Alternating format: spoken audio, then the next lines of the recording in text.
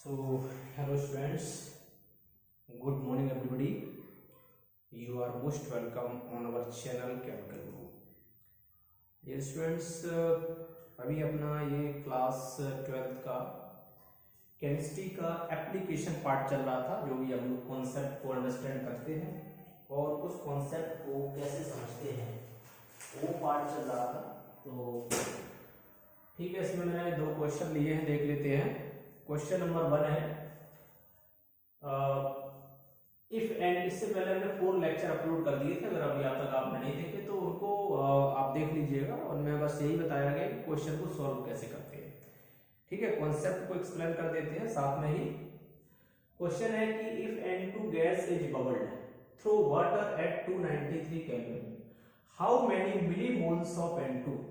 आपसे N2 के millimoles पूछे गए हुए हैं गैस के, would dissolve in 1 liter of water, assume that N2 gas exert a partial pressure of 0.98 bar। ये आपको पार्शियल प्रेशर मींस आपको P की वैल्यू गिवन है। Given that Henry's law constant for N2 gas is 76.48 kilo bar. ये आपको H की value यहाँ पर गिवन है, हेनरी लॉ कांस्टेंट KH की वैल्यू गिवन है। तो गिवन कंडीशंस को देखते हुए देख करके ये पता चल रहा है आपको साफ साफ कि क्वेश्चन जो है वो हेनरी लॉ से सॉल्व होगा, और हेनरी लॉ का जो फॉर्मूला है उसी से ये सॉल्व होगा। आपको मिलीमोल्स निकालना है, ठीक है भाई, सॉल्व करते हैं, देखना ध्यान से।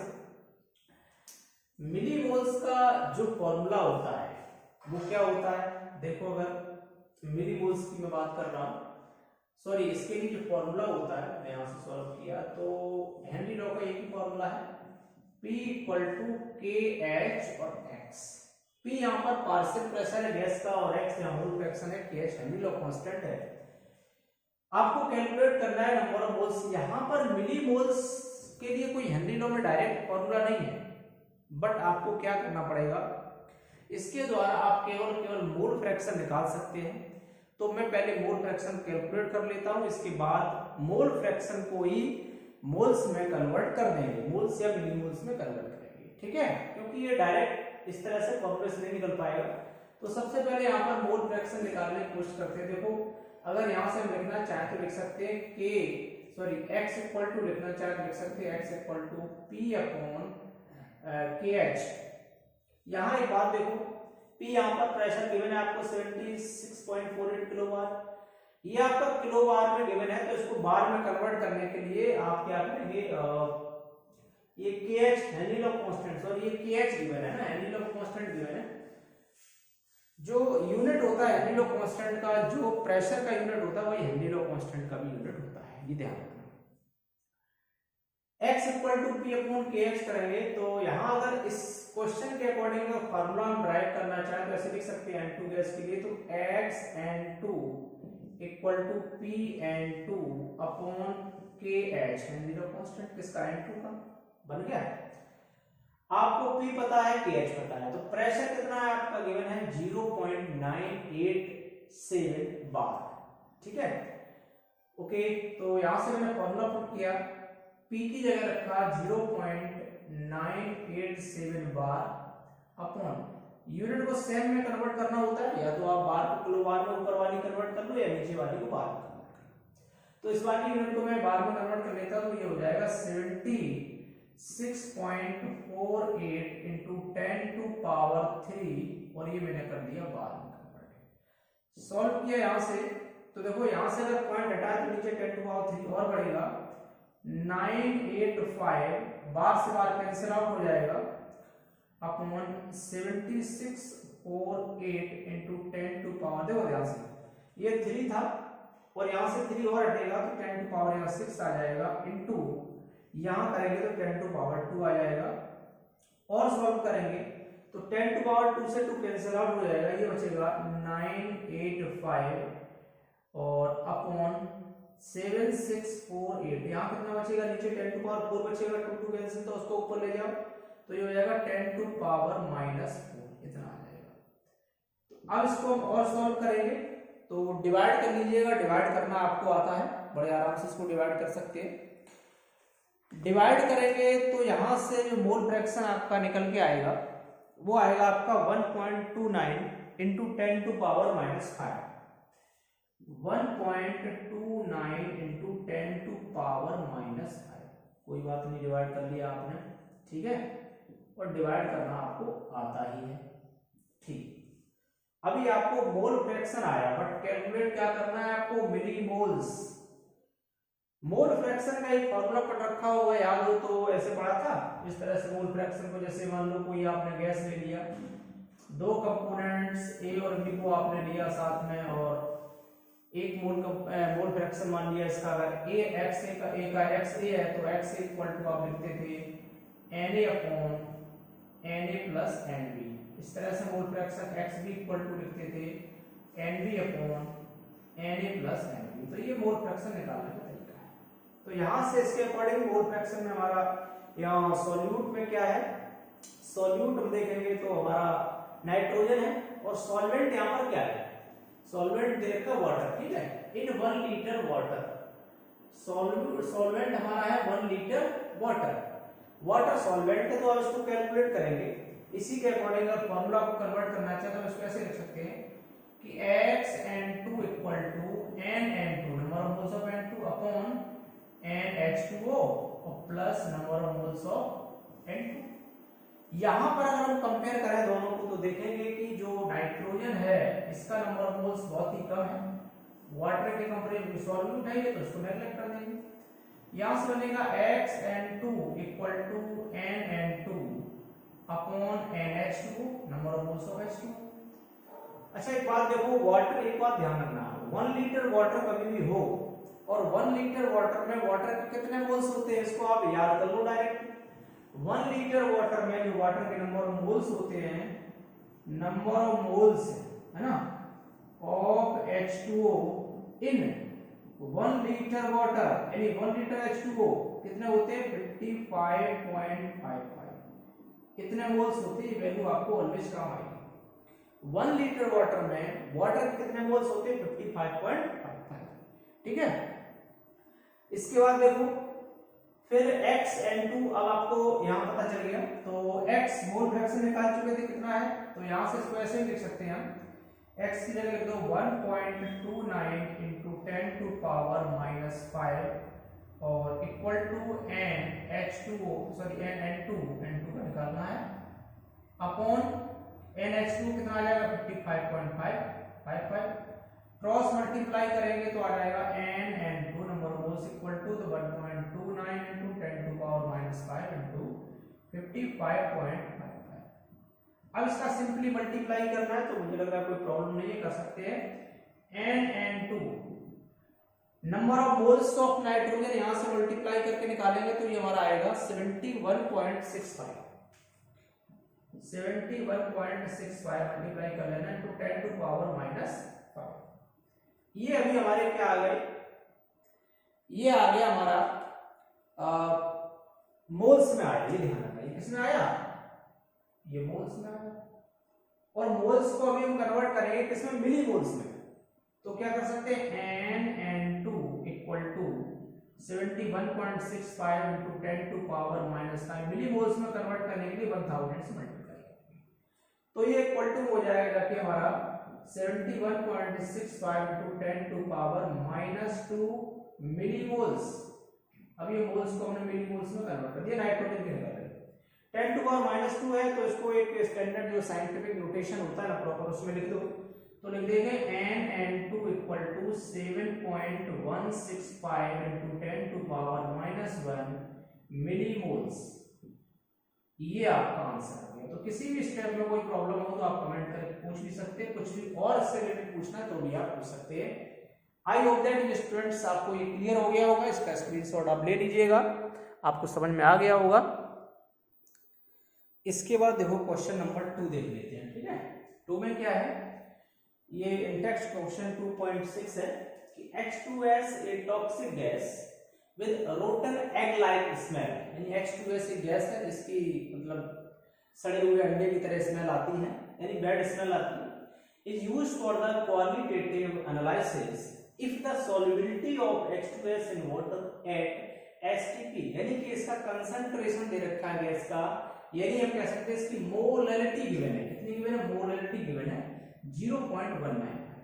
Calculate the Henrys law constant, आपको हेनरी लॉ कांस्टेंट निकालना है, KH की वैल्यू फाइंड आउट करनी है। तो KH की वैल्यू फाइंड आउट करने के लिए केवल आपके पास एक ही फार्मूला है, क्या? Henry law constant. और Henry law constant, Henry law का फार्मूला क्या होता है? P = KH और X।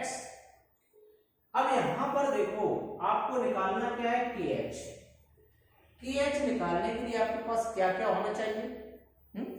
आपके पास होना चाहिए पार्शियल प्रेशर गैस का H2S का, आपके पास H2S का मोल फ्रैक्शन होना चाहिए, राइट? तो आप वैल्यू पुट अप करके KH की वैल्यू तुरंत निकाल लेंगे। आप क्वेश्चन में देखेंगे ना तो आपको प्रेशर गिवन है और ना ही आपको मोल फ्रैक्शन गिवन है, ठीक है? तो इसका मतलब क्या है? इसका मतलब है कि पहले प्रेशर और मोल फ्रैक्शन निकालने के लिए क्वेश्चन में कोई ना कोई हिंट गिवन होगी। तो सबसे पहले तो वो फॉर्मूला लिख लिया करो जिसके जो वैल्यू हमें निकालनी है उसके लिए कौन सा फॉर्मूला लगेगा। अगर सही अप्रोच सही हो जाएगी ना फॉर्मूला, तो फिर उसके अकॉर्डिंग आप वैल्यू को फाइंड आउट कर पाएंगे। चलिए फिलहाल देख लेते हैं। अब सबसे पहले तो प्रेशर देख लो। प्रेशर की अगर हम बात करें, यहाँ पर एक इसमें कंडीशन लगा दी है एसटीपी, ठीक है?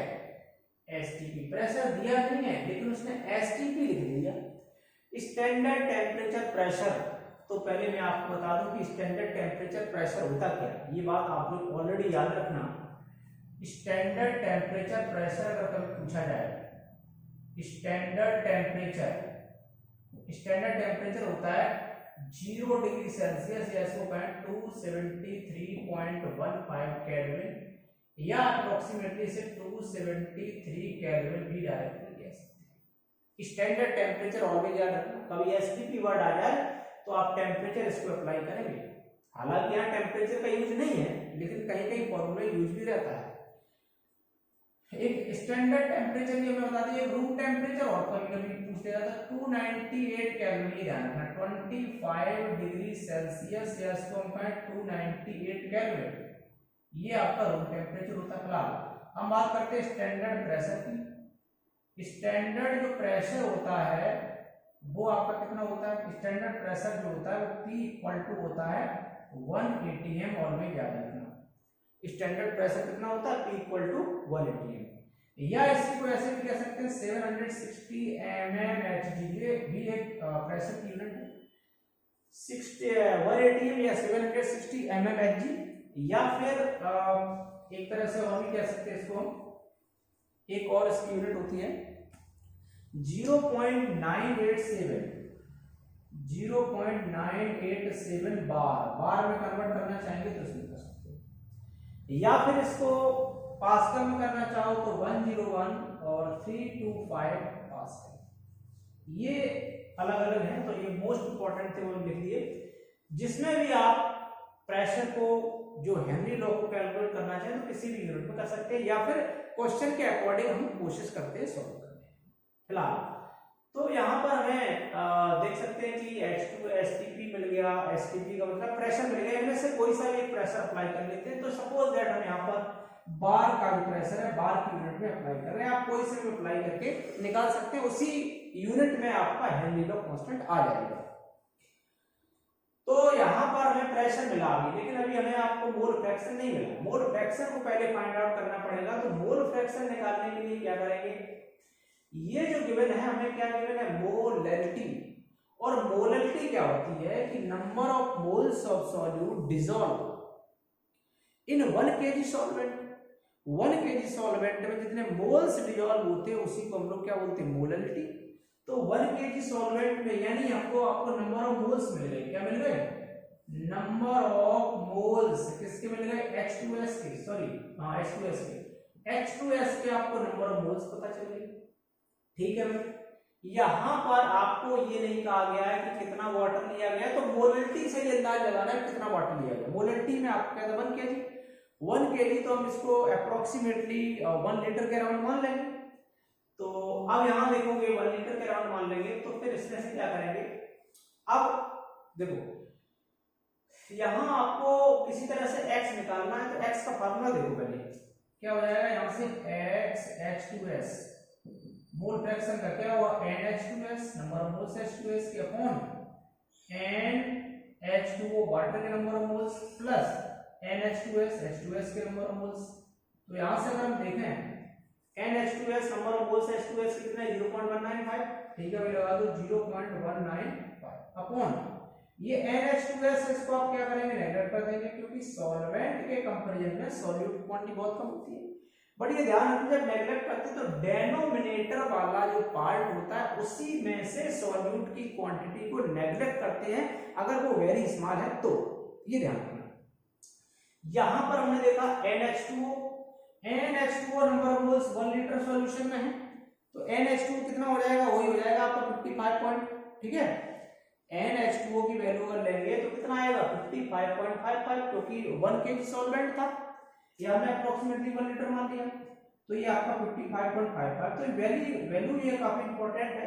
इसको जब मैं सॉल्व करता हूं तो देखो ध्यान से याद आएगा हमारा 195 into 10 to power 2 अपॉन ये आ जाएगा 55 और ये 4 टाइम्स into 10 to power 3, ठीक है। इसके मैंने पॉइंट को हटा दिया, सॉल्व कर लो 2 से 2 यहाँ कैंसिल आउट कर दो तो ये बचेगा 195 अपॉन into 10 to power यहाँ पर चाहो तो -1 लगा दो और ये हो जाएगा 555। इसको जब और सॉल्व करेंगे पूरी तरह से डिवाइड करने के बाद ये आंसर हमारा जो आया है वो 0.0035 आप डिवाइड करके देख सकते हैं, ठीक है। तो ये आंसर आएगा। ये अभी आंसर नहीं आया, मोल फ्रैक्शन आ गया किसका H2S का मोल फ्रैक्शन। और अब क्या करेंगे इस फॉर्मूले में दोनों वैल्यूज को पुट अप कर देंगे, P भी पता चल गया और X पता चल गया, मोल फ्रैक्शन पता चल गया। तो P की वैल्यू लिख देते हैं 0.987 बार इक्वल टू, या ऐसे काम करो इसको फॉर्मूले को ऐसे कर लो KH इक्वल टू P किसका H2S का अपॉन XH2S मोल फ्रैक्शन इसका।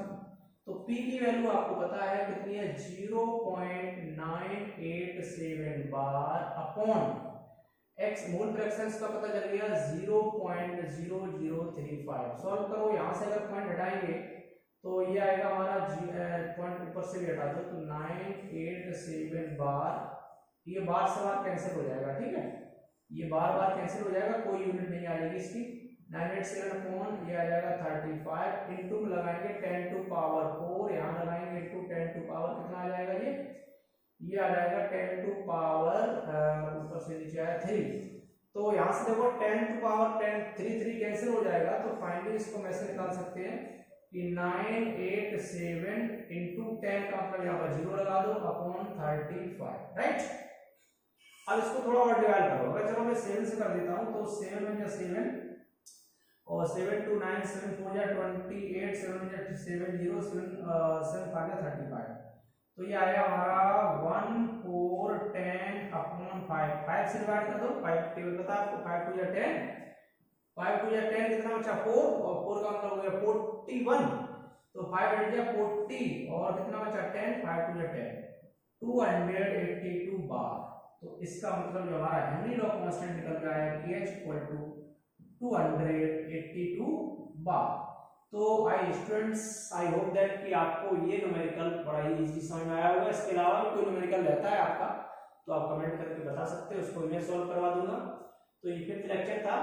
तो ओके स्टूडेंट्स, इसके बाद फिर मिलते हैं नेक्स्ट। तब तक अपने चैनल बने रहिए, चैनल को सब्सक्राइब करिए and share to your friends. Thank you, जय हिंद, जय भारत।